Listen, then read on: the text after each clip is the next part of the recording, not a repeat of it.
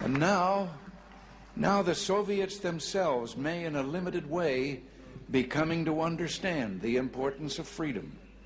We hear much from Moscow about a new policy of reform and openness.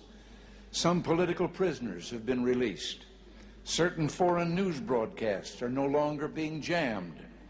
Some economic enterprises have been permitted to operate with greater freedom from state control. Are these the beginnings of profound changes in the Soviet state, or are they token gestures intended to raise false hopes in the West or to strengthen the Soviet system without changing it?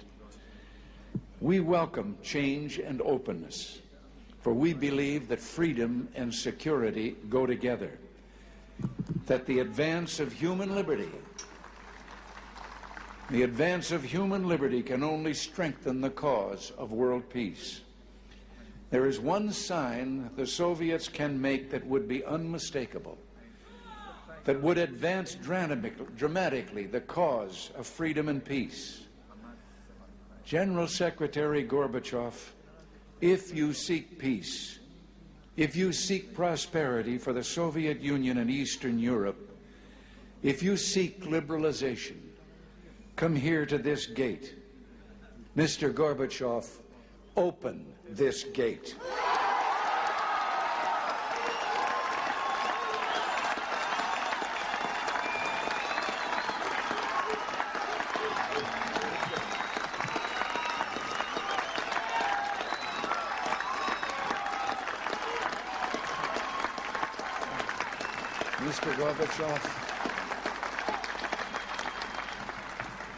Mr. Gorbachev, tear down this wall.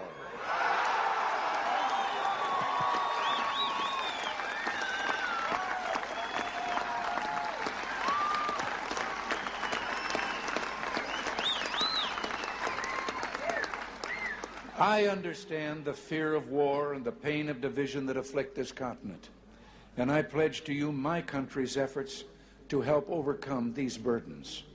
To be sure, we in the West must resist Soviet expansion. So we must maintain defenses of unassailable strength. Yet we seek peace, so we must strive to reduce arms on both sides. Beginning 10 years ago, the Soviets challenged the Western alliance with a grave new threat. Hundreds of new and more deadly SS-20 nuclear missiles, capable of striking every capital in Europe. The Western alliance responded by committing itself to a counter-deployment.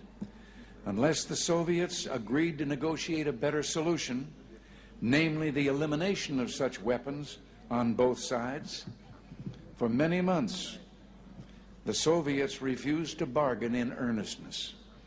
As the alliance in turn prepared to go forward with its counter-deployment, there were difficult days of protests like those during my 1982 visit to this city.